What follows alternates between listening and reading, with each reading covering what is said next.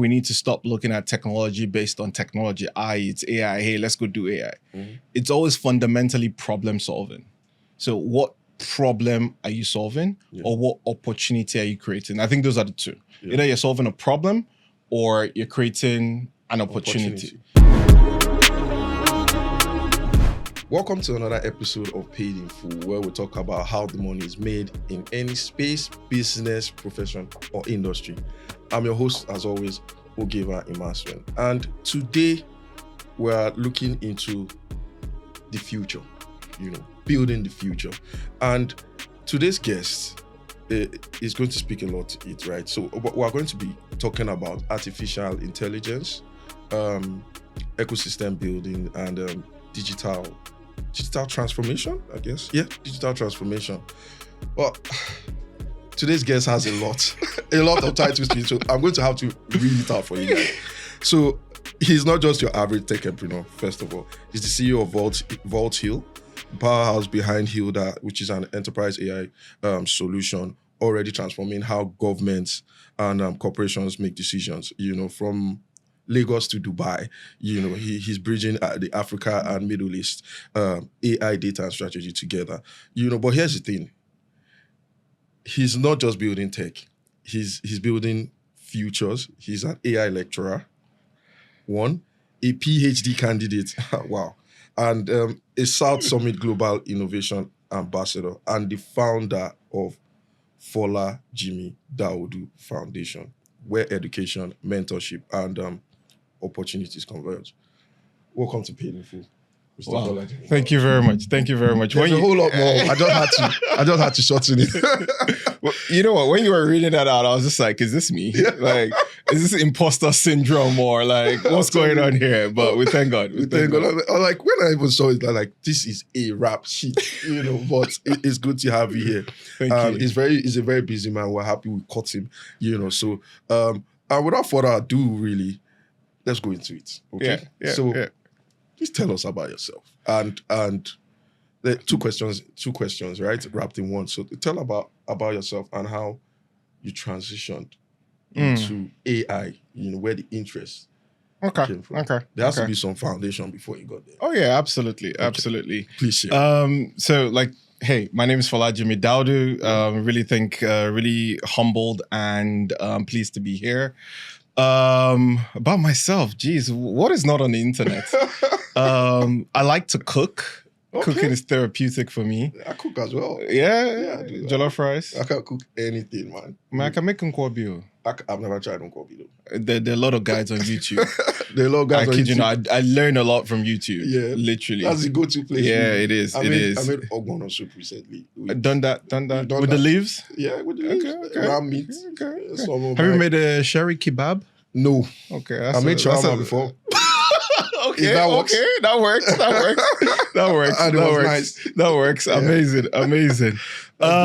So apart from cooking, it feels like a loaded question actually. Yeah, it is. Somewhat putting on the spot-ish. Yeah. So married, 2 kids, background, computer science. I went to school in Babcock University. Okay. Was fortunate enough to go to the UK to study for a master's in advanced computing. Now, it was actually funny, right? Because I wanted to do a master's in business and banking because I like the idea of working in a bank and wearing a tie and suit. Okay. Right.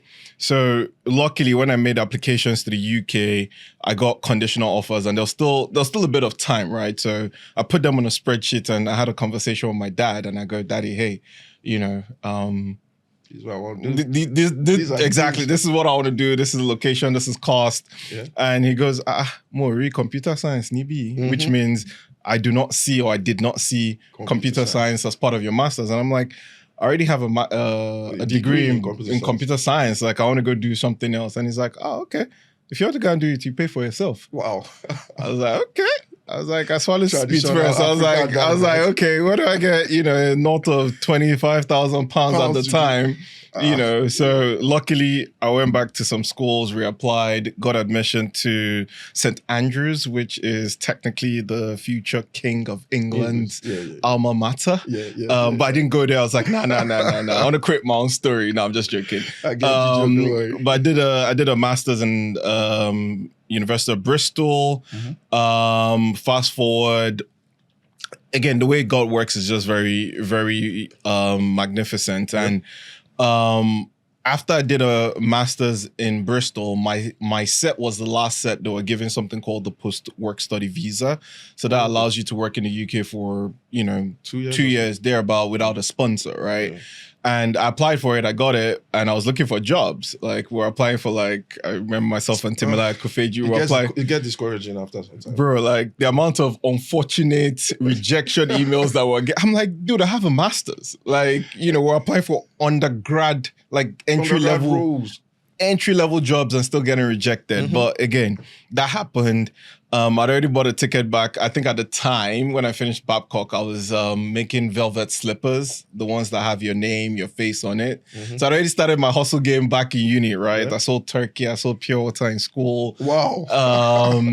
And then my brother, during, there was a church service, then I started taking pictures. I had something called Jimmy D photography. Okay. So it was like, hey. I think I heard about that, Jimmy D. Not sure. There was Jimmy D shoes and there was Jimmy D photography. Probably either or.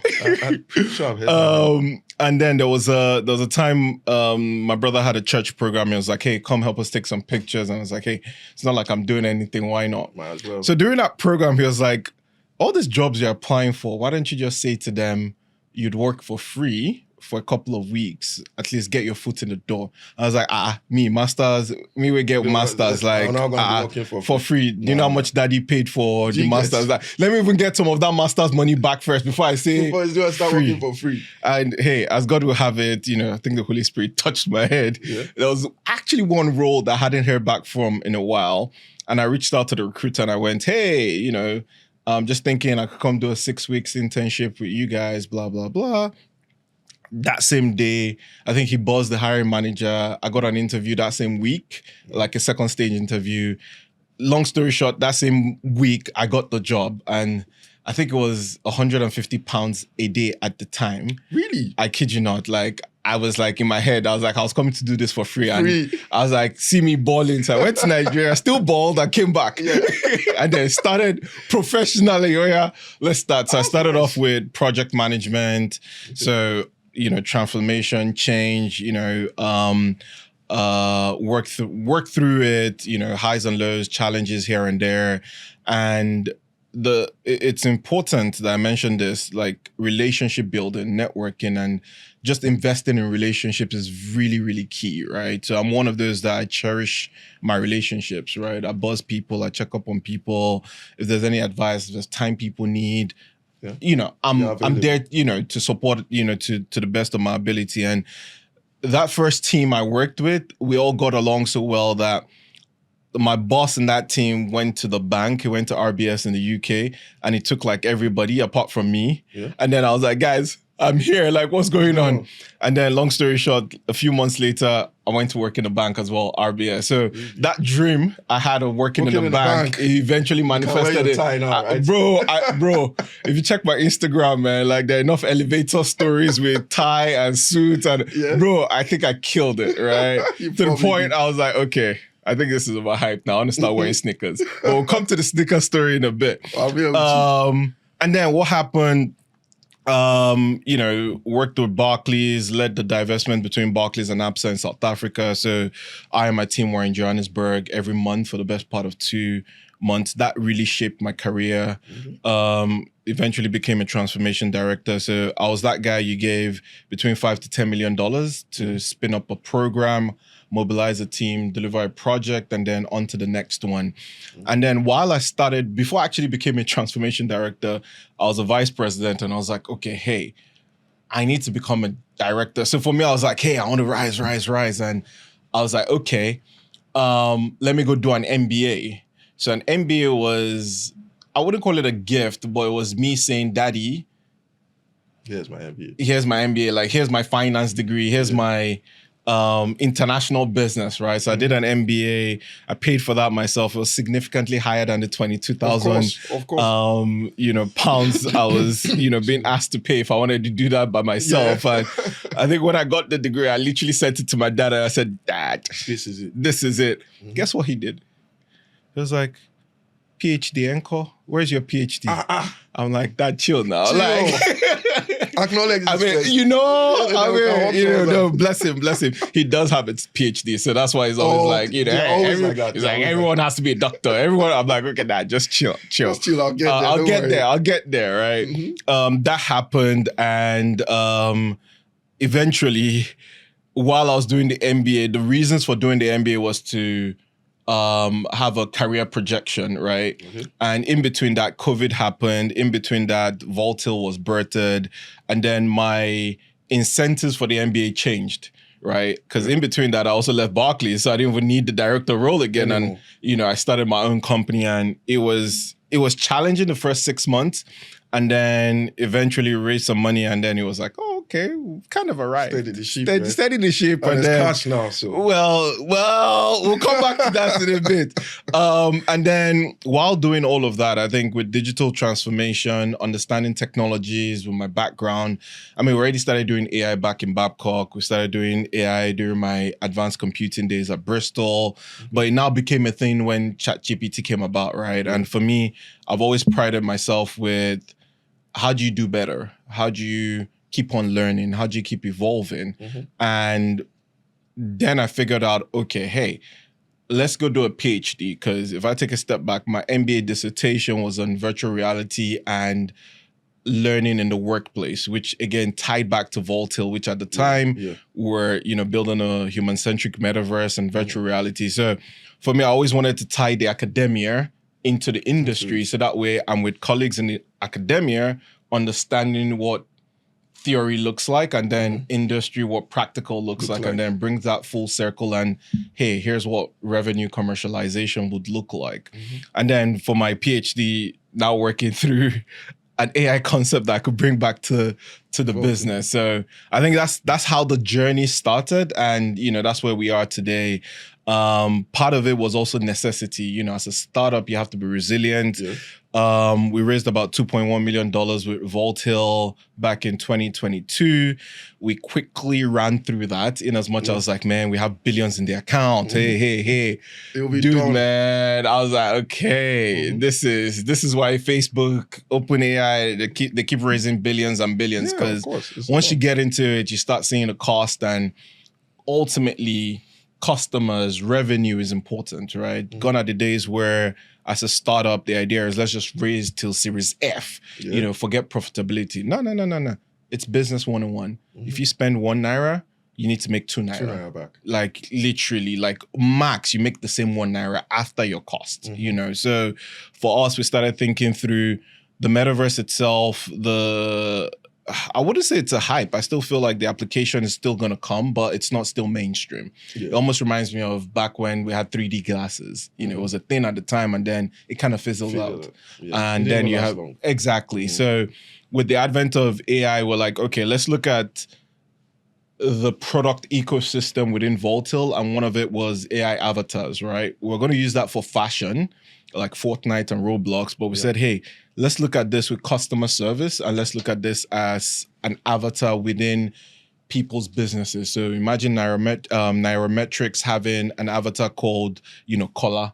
You go on the Nairametrics website, you see Collar, you pop on Collar, and Collar speaks to you. Hey, what do you want, or how can I help you today? And you go, oh,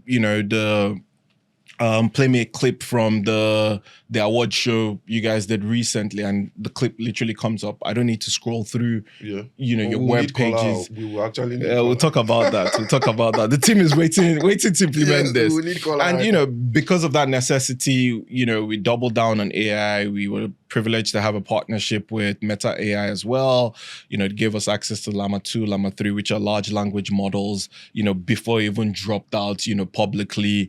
And we've just been growing from there. And now we're looking at a number of things.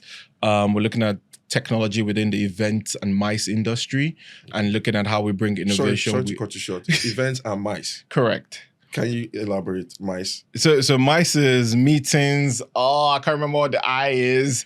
And conferences and events. So it's a part of hospitality, right? Where, again, if I'm pretty much sure the event you guys did, a lot of it was done via spreadsheets and WhatsApp, right? So it's, who's managing this version 2.5.6 and that spreadsheet crashes and all of that. What we're now doing is bringing that into an enterprise-ready platform where, for example, if you say, I want to do the same awards last year, you put in a link for this year's award, create me an agenda.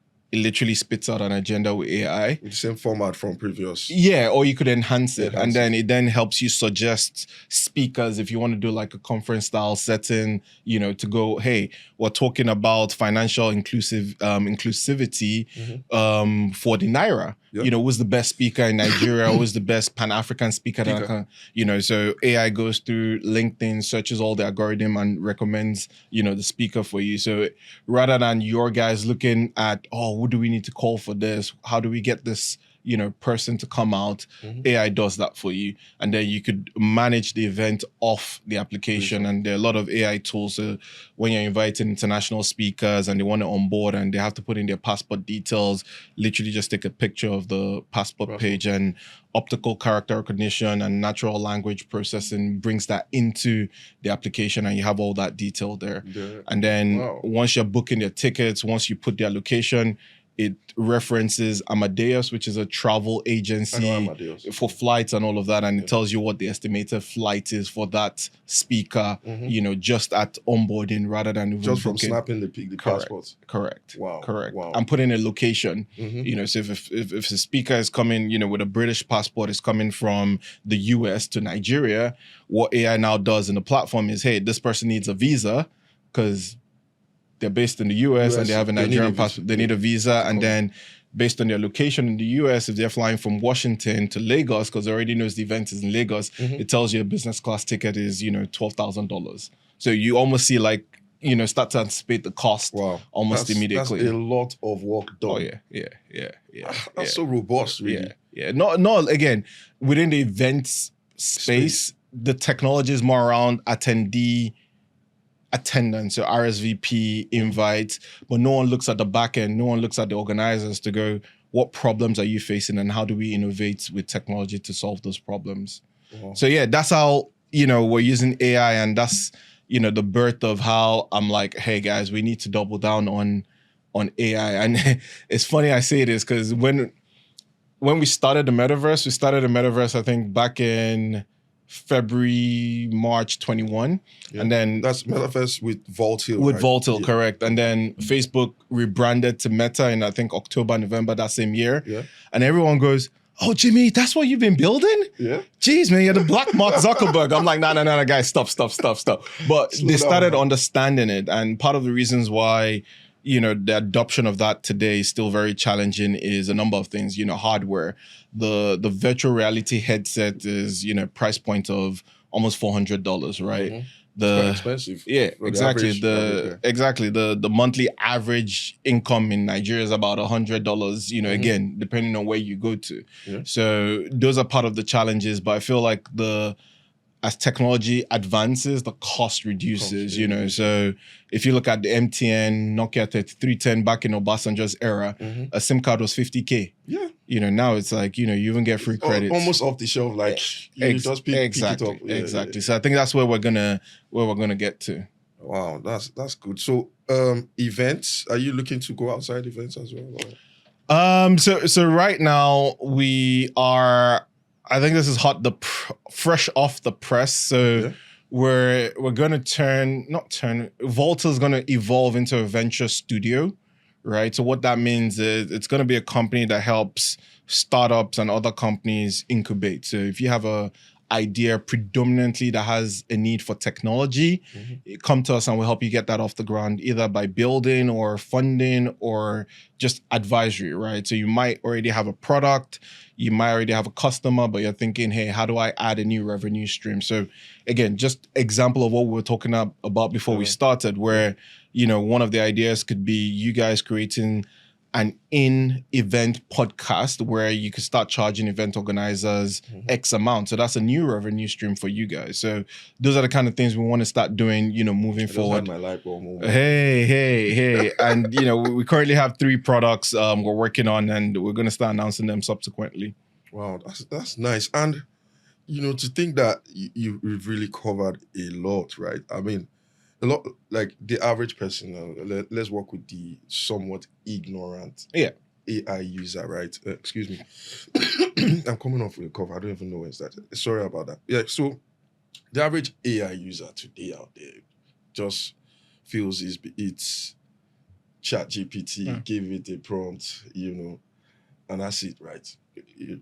They're not really aware of, how robust AI has been and how you can actually make money. Yeah. Do you understand? So that's what we're going to now, right? Which is money. So, I mean, you've described a very, very lovely platform ecosystem, right? Yeah. Right. Yeah. And so, for someone who is interested or who is running an AI business, right?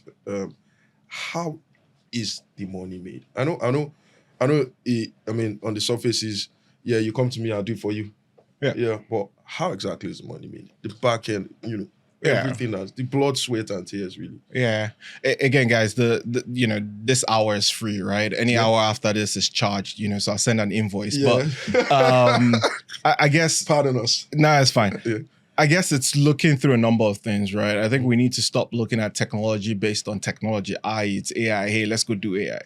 It's always fundamentally problem solving.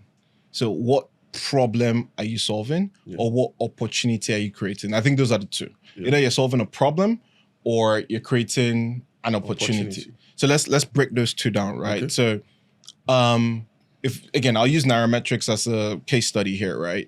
So let's look at problem solving. Like, I mean, tell me a problem you guys have, like a very critical problem that you feel like, hey, at your team meeting or leadership meeting, you guys talk about this at least 2-3 times.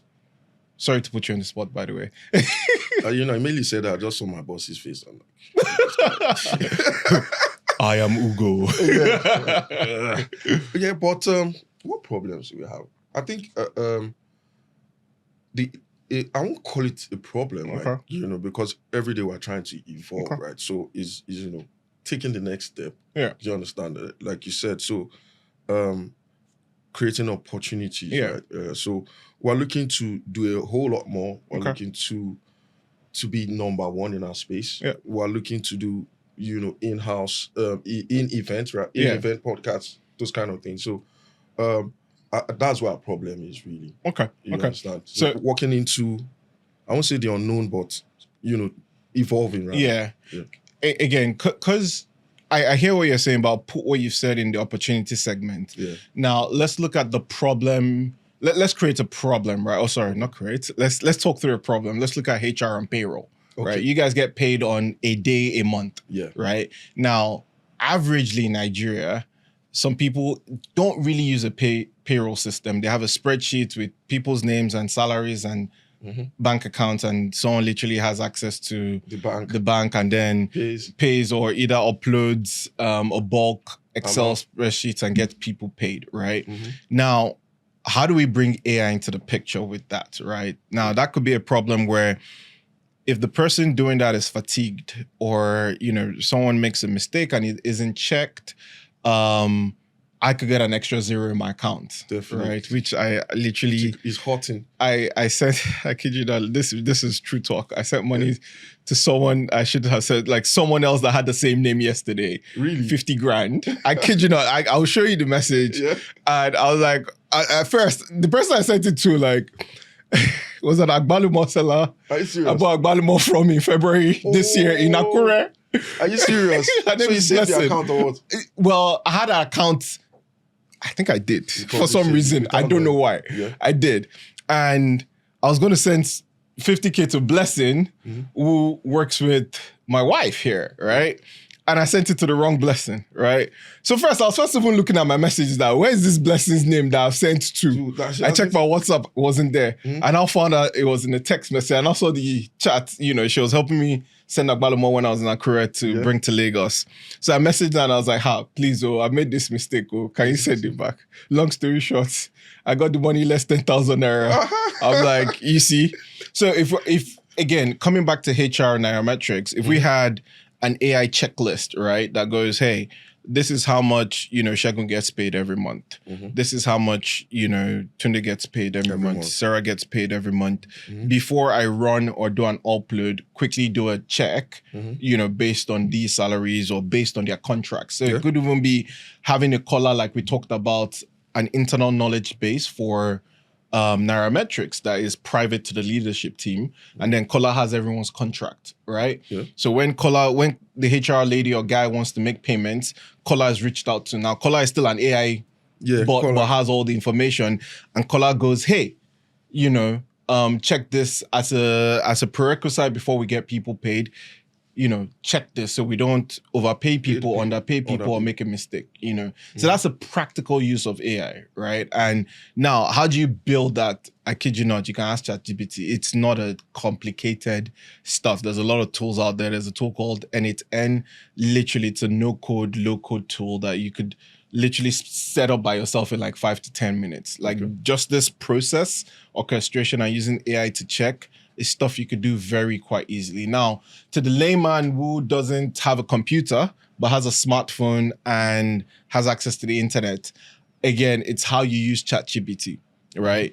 You could then look at let me do a social media audit of a company, right? There are loads of companies out there that, again, they just feel, hey, we're on Twitter, we're on Instagram, that's it. That's it. So different story, you can literally take their URL, put it into ChatGPT and say, hey, do a social media audit, find the owner of the account and go, hey, I can do this better for you. I'll charge you 100K a month.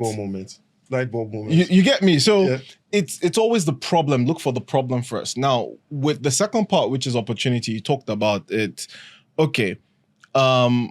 We talked about the podcast in live event podcast stuff, right? It could also be, you guys have a TV show, you guys have, personality profiles. How do we reach out to more people, right? Again, first point of call, ChatGPT. Type in what you're thinking, ask it to put in folks like a chief marketing officer, a chief financial officer, a CEO. I always add Jesus to my own. I call it the war room, right? So I add this guy. So that way I literally have a board when I'm, asking it questions and all of that, right? And then I have Jesus to keep me sane with some of the extra left or right views. Well, you get me. Again, to each their own. And then you could ask it for ideas on, but the idea is you have to give it enough context.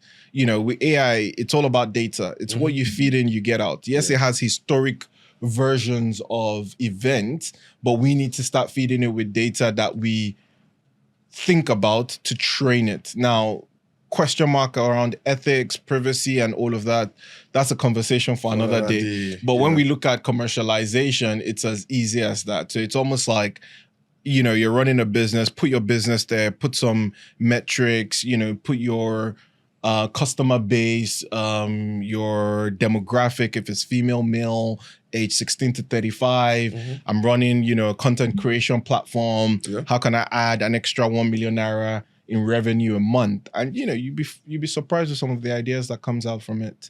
And then you experiment with one of them, again, try to look for ideas that you don't need to go and raise another 5 million naira to spend. Exactly. So with what you said, is this how Vault healed?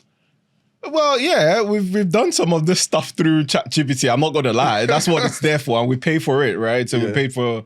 We all have the paid version, not the $200 on chill, but still a startup. But again, for me, I'm like, guys, let's use this. I was literally in my kid's school yesterday, and I was talking to the head teacher and the vice and the deputy head teacher, and I was asking them, how do you guys use AI? My son is 8, my daughter is 6, and for me, I'm like, AI is here. I work with AI. How are you teaching the kids, or how are you exposing them to AI? And, they talked to me about it, and I was really impressed. Right? And for me, it's the kids, I call my kids the iPad kids, right? As early as my daughter was 2 or 3, she could, click on skip ads on YouTube by herself. She could, open YouTube Kids and do all of the stuff she needs to do. Yeah. So for me, the technology is there, the platform is there, and, I thank God for the provision. It's all about how do you start channeling them to think of logic, right? So you could ask ChatGPT 10 times 10 and it tells you it's 100, right? But it's now how do you solve a problem with the same concept, right? The brain is still the brain, right? But the technology and the tools help you. So how do you then shift the learning of, I have to memorize the times table? Yeah, I mean, all kids need to anyway. But the question is now, how do I channel the brain to start thinking of the logic behind, and how do I solve problems, using the same data set? Okay, and actually, the next question I actually had for you was, so what are Vault Hill's major revenue streams? But hold on, right? Going back to what you said in regards to applying yourself, making use of technology. So, I mean, the whole AI is going to take our jobs, saying, right? Yeah. So, I know from my own experience of using AI, I understand the value of the prompts. Yeah. I think that's where the major skill is. Like, you have to really be elaborate. Garbage in, garbage out, like you highlighted, right? Do you really see that happening? AI taking over people's jobs? I think the phrase now is not AI is taking our jobs, is the person using AI that will take your job. So let's actually even use this podcast, right? I know quite a number of people that literally do podcasts with AI. There's a really interesting podcast that I listened to. Yeah. It's like 30 seconds, called Nappy Confessions. It's with these 3 little kids that talk about how adults and their parents, treat them as toddlers. And literally, because I have kids, I've been through that cycle, and it's the same thing I've done, but it's now the kids talking back to us and say, hey, what is nap time? What is this? Like, but all of that is done through AI, right? The script, the character production. I mean, they have this cartoony feel, but they have a mic in front of them. Yeah. All of it is done with AI, right? But obviously, you need a human to program it, to think about the concept, to write it down. But rather than having a 3-man, 4-man, 6-man crew, you can now do that. So again, maybe revelation, a light bulb moment to you guys is, you guys have 4 or 5 podcasts or series. How do you put AI to actually reduce not necessarily the cost of production, but how you enhance the engagement using AI? So it might be now adding some effects with AI in the podcast, right? To aid retention, to aid engagement. So yeah, that's how you could start to use AI within those means. Okay, so you heard that, guys. Is the person that is using AI that will take your job, not AI itself. Okay? I'm pretty sure we've clarified that for them. Yeah, but caveats, right? There's still something called AGI, right? Okay. Which is technically like a robot, right? You already have, again, you have people that have robot vacuum cleaners, like the circle disc that just... Yeah, I know those ones that just... Exactly. I mean, can I take a cleaner's job? Question mark, right? Elon Musk is already testing with, human robots in the home. So, question mark, right? So, for me, I don't feel like people need to get scared about the technology. I feel like people need to understand how to problem solve and use the technology to problem solve. So if you look at the 3rd, 4th industrial revolutions, we had steam engine cars, right? Yeah. There are a lot of factory workers that moved from that to mechanical engine cars, right? Now we have electric cars. So it's now, how do you upskill? How do you reskill? How do you unlearn, a whole lot of stuff as, the world progresses? Okay, that's nice. Thanks for stressing that point out. I mean, I really appreciate it. And going back to that, my question. So, what are Vault Hill's, major revenue streams? Man, we don't have revenue streams, so we used to, and then it dried up. So we're on the hustle now. Okay. No, I'm just joking. Yeah. We are actually on the hustle, and this is, again, I think necessity is the invention of a lot of things, like they say. And for us, it's gotten us critically thinking, right? So when we started off the Metaverse, we had some good revenue, but again, the technology landscape, changed. We started off with AI again, with the customer service again.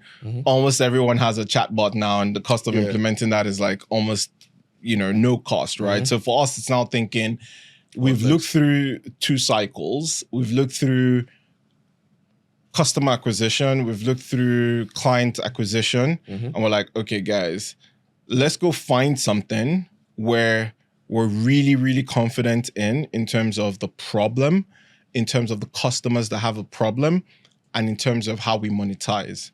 So we're launching a product called Stage Operating System, Stage OS. So that's the event tech product I was talking about, where literally we spoke to about 30 customers, 32 actually, before we wrote a single line of code. So it wasn't direct the approach, right? Exactly. So it's, hey, we know about this problem. Let's talk to you and your teams about it. Let's validate that problem with another customer. Let's validate that problem with another customer with a different vertical. So we spoke to a customer that does festivals. We spoke to a customer that does tech conferences. We spoke to a customer that does festival and tech conferences. We spoke to a customer in Saudi, in UAE, in Qatar, in Nigeria, in Spain. So we're like, oh, okay, they all have this particular problem. All right, let's go solve for it. But before we even go solve for it, it's, guys, if we build this, would you pay for it? It's like, amazing. Yes, we would. Okay. Customer A, would you pay for it? Yes. How much? X. Customer B, would you pay for it? Yes. But not in cash. I would want resources, but the product free. Oh, okay. Lessons learned in terms of, all right, this could be a new monetization strategy, right? Which we had no idea about, but customer said, this is how they would like to pay for this, which I'm like, oh, okay. Makes sense. Customer 3, oh, we'll pay the same SaaS solution model, monthly subscription like customer A. Customer 4, oh no, we have 10 events a year. We'll pay you an annual fee of, $100,000 for the year. Okay, interesting. So multi-event. So the reason you do that is to establish a number of things before you even start spending money, right? Is, what is the problem? How big is the problem? What are the key people experiencing the problem? Who's going to pay for the problem you're solving? And then how do you start upselling or cross-selling within that problem, right? And that is literally what we've kicked off. We're starting one of the events in August. So using the tool, we're building the tool for about 4 or 5 months now. Has about 6, 7 AI features from Hilda as well. So again, it's also reusing technology that we've built, not just discarding and building a new one. And again, this is why I can't stress out on this. Speak to customers when you're building anything, right? One of the customers we spoke to actually gave us an idea of 2 other products that we're going to launch in another 3 and 6 months time after we've launched this, still within the event tech, because he's like, oh, I like what you guys are doing, but I have this problem. I look after a team of 12 executives and they speak at different events every week, every month. I don't know where they are. I can't track them.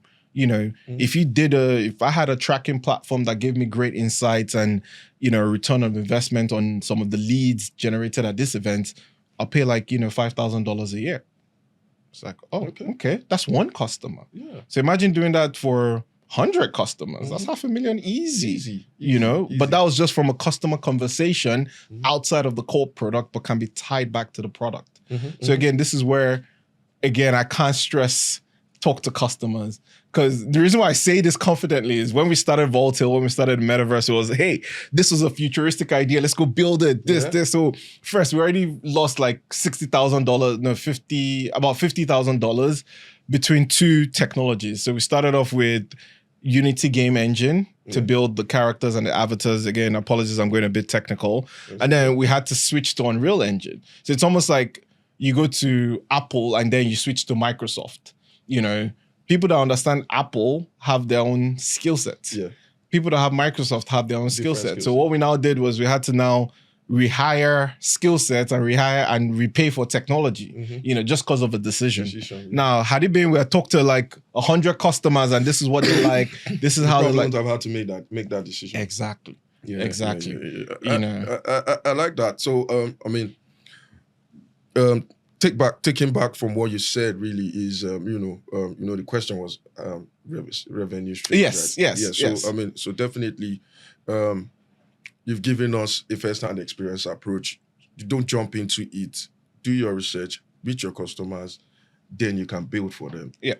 That way you don't get lost, and you can build, evolve from there. Yeah. Thank you for adding that. Then you also mentioned, going your business cutting across Africa and the Middle East. So was that part of your plan, or it evolved, and how has that actually been? Because I mean, like you stressed, it can be difficult coming into Africa. Do you understand? And appreciating the gap, technological gap from the Middle East. And, how have you actually achieved that together? It's interesting. So by virtue of what I do at Voltil and within tech ecosystem, I get invited to events, right, to speak and talk about either technology. I mean, just like we're doing today, right? And a number of times I've been in rooms, or I've been privileged to be in rooms where I'm literally the only black guy there, right? And I'm like, talk about pressure, right? Yeah, this kind of needs to change, right? And it starts with one person, right? So a lot of the times when I'm in those so-called rooms, I'm like, okay, guys, let's look at diversity. Let's look at inclusion. How do we bring more black people into the room? How do we bring females into the room? And again, everyone knows me about this. Like, I don't sugarcoat it. I'm like, hey, we need representation. So again, last year, November, I got flown out from Dubai to Saudi to talk at an event called BBAN. Met with the governor of the Authority for Small and Medium Enterprises. So the equivalent of SMADAN in a bigger form, right, in Saudi. And I met with the head of the government agency, and I said to him, hey, we need more representation here. Like, I can't really see a lot of representation. And it's like, Jimmy, let's talk about it. And fast forward November till today, we signed an MOU and we're supporting them as the African partner for BBAN this November. So part of that is also a partnership with Afri Labs, which we've just signed as well. 53 out of the 54 African countries, tapping into that ecosystem to see how we bring more African to these global events. One of the interesting things about BBAN is they also host the Entrepreneurship World Cup, which has a prize money of about $1.5 million, which again, that is a really huge chunk of money. Luckily, the second person, the second runner-up of that event last year was from Ghana. And I'm like, hey, why is Nigeria not here? Like, again, a lot of people know I'm very pro-Nigeria. Like, hey, whatever they throw at us, I'm like, hey, I am still very proud Nigerian. Like, let's, it has to start from somewhere. We can't always just be complaining about it, right? And with being in those rooms, I'm like, okay, hey, how do we do this? How do we do that? Now, part of that led to me leading the Nigerian delegation at Dubai AI Week in April. Again, how do we bring Nigeria on the map? How do we bring a lot of good stories about Nigeria? $250 million people, huge GDP per citizen. So it's almost like Africa, Nigeria is here. We just need to start taking those right steps to not just attract the capital, but also export the capital. So for me, that is really important. And recently, I just got appointed as a board member and chief strategy officer of the Nigerians in Diaspora Chamber of Commerce. And congratulations! Thank you. Another length to the rap sheet. Right? Hey, we thank God. We thank God for this. And for me, it's not just, hey, let's get the title. It's how do we create impact, right? How do we create jobs? How do we, how do we make things better for the next person? How do we evolve? I see a lot of deals happening in San Francisco, in Dubai, in Saudi, and I'm like, guys, we need to start doing this. The UAE just invested about $1 billion in Ghana, over across a number of AI and innovation and technology stuff. I'm like, man, that should be Nigeria. But you know what? Our own will be double, our own will be triple very soon. So for me, it's starting to bridge that to say, hey guys, I know a lot of people are attracted to the capital of the West, Silicon Valley, the UK. I'm like, hey guys, let's start looking at the Middle East. We have similar cultures. We have similar values, hospitable, very easygoing people. Once they like you, once you build that relationship, they like you. So for me, it's let's start understanding and tapping into that and also creating value on both sides. Yeah. So To add to what you just said, which is a question still, from what you said, it shows you've worked with a lot of organizations, government, and corporate bodies. What has actually driven you to be successful in this space? I used the word successful intentionally. Again, for me, I can't pinpoint what a definition of success looks like, right? Mm-hmm. I attribute that to impact, right? Yeah. How can we come into a place today and, just by virtue of coming to that place, make it 10 times better, right? And for me, I think previously I had goals. I want to exit. I want to, sell my company for X billions. I want to be a unicorn. But I'm like, nah, man, that's not the dream anymore. The dream is I meet you today, and by virtue of one thing I say, you're 3 times better. Yeah. Now, it could be, again, let's go back to this live event podcast. In 5 years down the line, you could be like, hey, Jimmy, that idea we just talked about, or that stuff we talked about, has created X number of jobs, has, improved the economy by X, and, we're in a bigger place, and, we have now this charity for whatever it is, right? It is, yeah. At least you're doing something, you're making it happen. Exactly. I think for me, that is how I define success. Like, how do you need something or support or help? And by virtue of just a conversation or, I know someone that can help you with that, connecting the dots, and that's it. Yeah. It doesn't always have to be transactional. I don't need to have, oh man, my guy, I have to have 10% on that, or, it's, hey, if I can... The Nigerian way.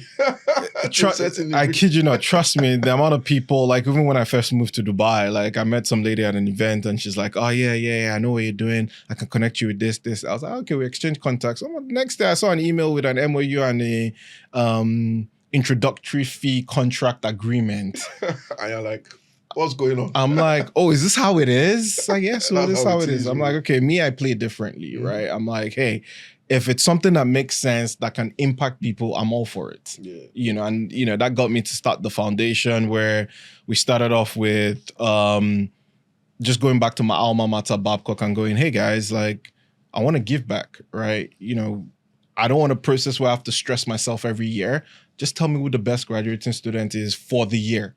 So obviously from year 1, 2, 3, 4, you have to be sterling. Yeah, of course. So it's not how do we pick? No. Who has the highest GPA?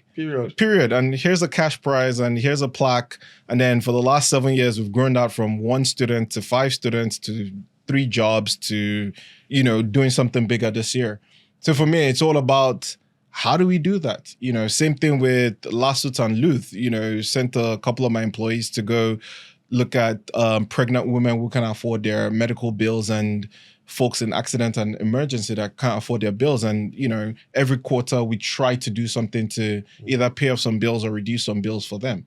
So for me, it's what goes around comes around, right? It's not always, we have to make money on this deal. We have to, like, I'm chasing. I'm like, by the time you start doing all of this, the deals actually come to you. Like, how many times? Yeah, because it will create some barrier, conflict, or whatever it is, really. Because the person you're even demanding for is probably like, what are you talking about? You just linked me, I'm going to be doing the job. You understand? Yeah. So going back to the email you mentioned at the woman, the MOU email, right? So from your response, obviously you have principles. So how does this influence your decision making? I guess for me, it's a number of ways, right? Yeah. Now, did we sign that MOU? Yes, we did, right? Because it was more of, let's see how it goes, right? If this is what she needs, if this is what she brings to the table and she wants to get paid by this, why not, right? And, well, she didn't bring anything to the table, so she didn't get paid, right? But for me, it was more, I understood that is how some people live their life, and that is how some people monetize their network and relationships. No credit to them, fair play to them, right? But for me, I'm like, I'll build those relationships to help people, right? So if you reach out to me and go, I know there's someone in your network, blah, blah, blah, can you put me in touch with them? I'm like, why not? But I'll let the person know first, are you okay for me connecting you? Yeah. And I haven't, by virtue of whatever relationship, I could either tell them, I've done work with this person, or this person is a stand-up guy, or I don't know this person just asked for an intro. So, on your own risk. Yeah. So you let the person at least know what he or she's dealing with. Exactly. You could choose to, acknowledge, you could choose to reject, but for me, it's, just trying to make sure that I'm able to connect people, create meaningful relationships, and, whether that leads to a commercial enterprise or not, hey, it makes the world a better place. Yeah, and definitely it does. I appreciate your approach to it, really. And speaking of that, right, like, so how, a lot of people from this region, side of the world, right, still have, that skepticism about AI, right? So how have you convinced, people in this category to actually adopt and appreciate the value of adopting AI, if you have actually come across that hurdle? Most times this question comes out, right? Yeah. And I think by virtue of speaking at a number of global forums, people also approach to go, hey, I have this problem, or how can I use AI to do this? Or you give this example, I'm dealing with that. How do I solve it? Blah, blah, blah. I think for me, it's always look at the problem, right? How can you use the technology to solve the problem, right? And in layman's term, look at the lowest common denominator, right? If you have access to a smartphone and the internet, like, you should be significantly better off with ChatGPT or with AI than when you did not. Yeah. So it's now, you can literally be talking to AI every day or ChatGPT, say, hey, give me fresh ideas, and it won't stick. But you also have to put in the effort, right? Now, I think it's important to realize that there's also a learning curve, right? So yes, it might feel very uncomfortable for a non-technical person to use AI. Yeah. There are a lot of YouTube videos, and I always encourage people to learn with videos, right? Because, part of what we were trying to do with Voltil at the start was also virtual reality and immersive learning, because the statistics that show about 36% of retention is done with visuals, right? Especially with virtual reality. So for me, it's like we were talking about cooking earlier. YouTube. I could have gone to a podcast, an audio podcast, and said, hey, tell me how to make nkwobi. Yeah. But, when I see it, I'm able to rewind. I see the ingredients. I go buy that. I see the first step. I see the second step. I rewind when I'm not sure. Or I get to a point and I'm like, did I miss this? Oh, where do I put this? So with AI, there are loads of free content out there on, how you use AI for the most basic problem out there, right? So I think in summary, check on YouTube, educate yourself as much as possible, and then experiment. You can only do this with experimenting. Now, the example I gave of a workflow using N8N was literally me taking my own advice, right? So I had a class with the IE University, a little bit of promotion, as a professor out there, and I taught a class, and one of the concepts I introduced was using N8N with AI, ChatGPT, OpenAI, to make decisions on customer churn, which is when you're about to lose a customer. How do you get levers, and how do you know, understand their data, spend power, support tickets, and then how does it go to like senior management, middle management to understand and get that, right? And I experimented myself. I mean, it took me a bit of 3-4 hours, but eventually I got there, right? So you have to experiment. If I didn't experiment, I had a problem with it, and I called one of the data scientists on the team, and he was literally laughing at me. He was like, I could have written the code to do this in like 20 minutes or less than. And I'm like, yeah, I get that. You could also do that, but the idea is, how do you show people that are non-technical to use it? Exactly. So experimentation is like 100% key. The more you practice stuff, like if you're trying to learn how to drive, right? It's not just one driving test you do. You just feel Michael Schumacher, probably, that's suicide.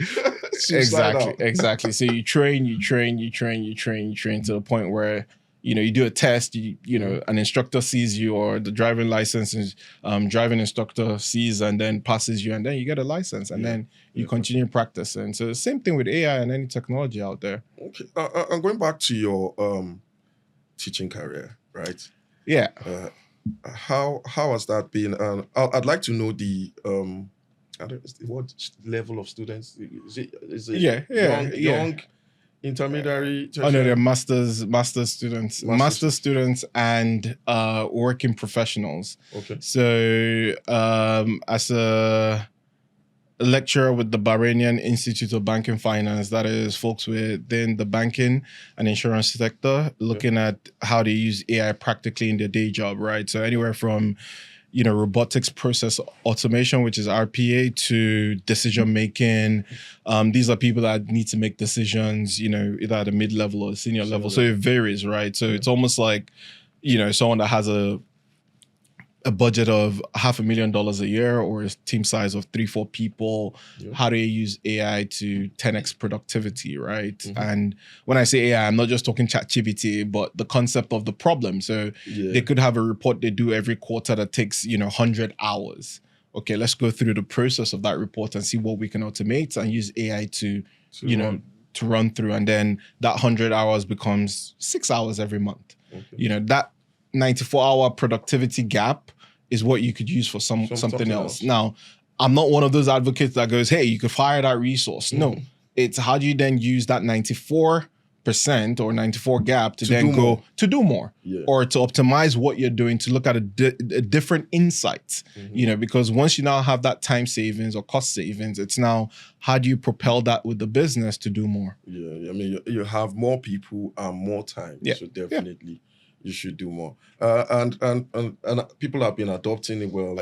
Absolutely. It's actually a public class I teach. So it's actually people that register and pay for the class. So the interest has peaked. They actually wanted me to come out in July 10. It's my daughter's birthday on July 10, and I was telling them that, guys, I need to be. She has even said, "Daddy, you have to be here. This is what I want. I'm like, I'm here. That's good. I mean, in the midst of all this, you still appreciate family. Yeah, absolutely, which is nice. And so, how do you see the influence of AI in Nigeria, to be specific, in the next 5 years?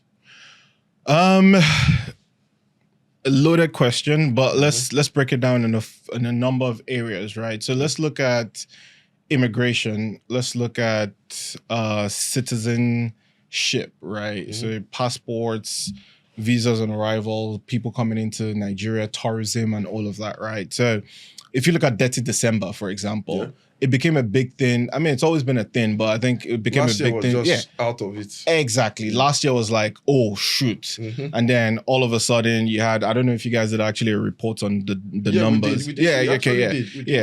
Hotel bookings, nightlife spending, tourism, and all of that, right? Now, how do you use AI to predict Dirty December 2025, right? So it's almost like, yes, you have a historic data of 2024. You might have a bit of 2023, but it's now, okay, based on the data we have, let's get AI to chew through it and predict, one, capacity for hotels or accommodation for 2025, right? That then gives real estate developers ideas to build more beach houses or, convert, more people booked a 1-bed rather than a 2-bed. Okay, let's see how we partition a 2-bed into a 1-bed. So, those are the kind of ideas that you can start to look at to go, hey, how do we use data and AI to innovate? How do we increase the revenue this year coming, right? Or how does the government put in a tourism tax or something like that to increase revenue? They're working on that. I'm sure they are. Again, for me, I'm like, I'm a big advocate of taxes, right? I've lived in the UK, I've lived in Dubai, I live in Saudi, and I can see how the development occurs. And a lot of it is, yes, in Dubai, they don't pay tax, but they have, I'm about to say that. But they have fines, like they literally live on fines. Register your company, you pay, a permit, you pass a toll gate, you pay a fine.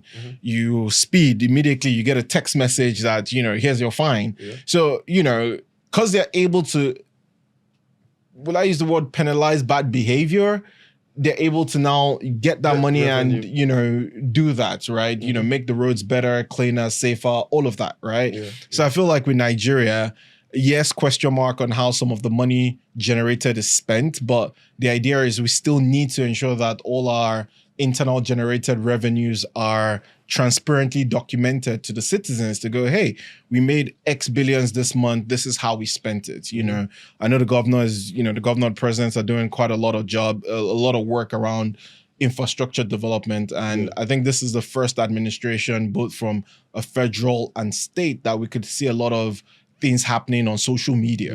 Like everyone knows what Bosun Tijani is doing, what, you know, Sonwolu is doing, you know, we're seeing a lot of that. You know, yes, there's a lot of events, there's, you know, spending money here and there, but we're now brought into the know to question, to understand, and to appreciate that, hey, this is, I do apologize. Yeah, go on. This is what we're doing.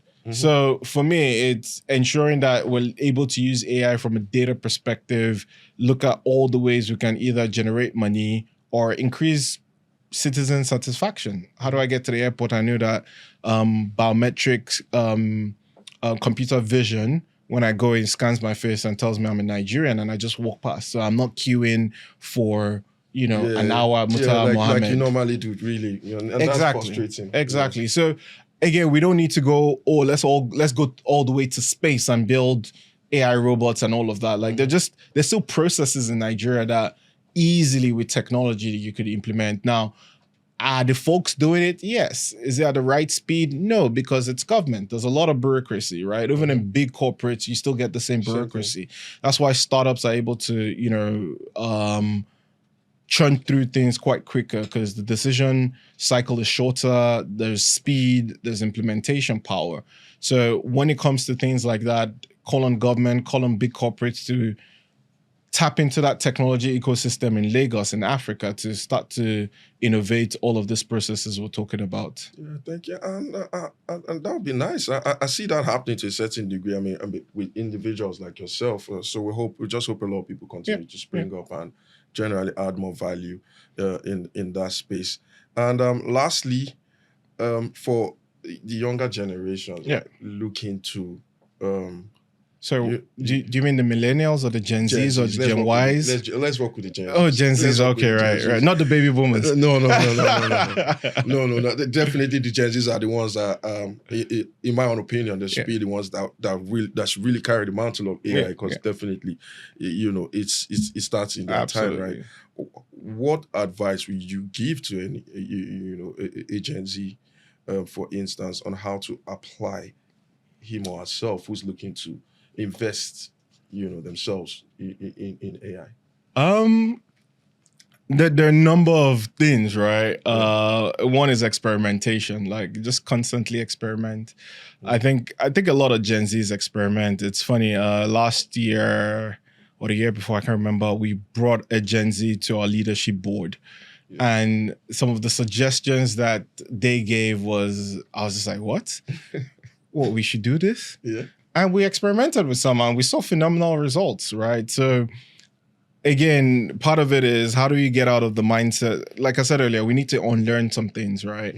Because we did this and it worked, doesn't necessarily mean that we do it again and it works. Like, this is a new generation, new demographic, new technology, or a different way to use technology and innovation. So it's, how do we leverage what they're learning, how they're learning, to solve the same problems or solve newer problems, right?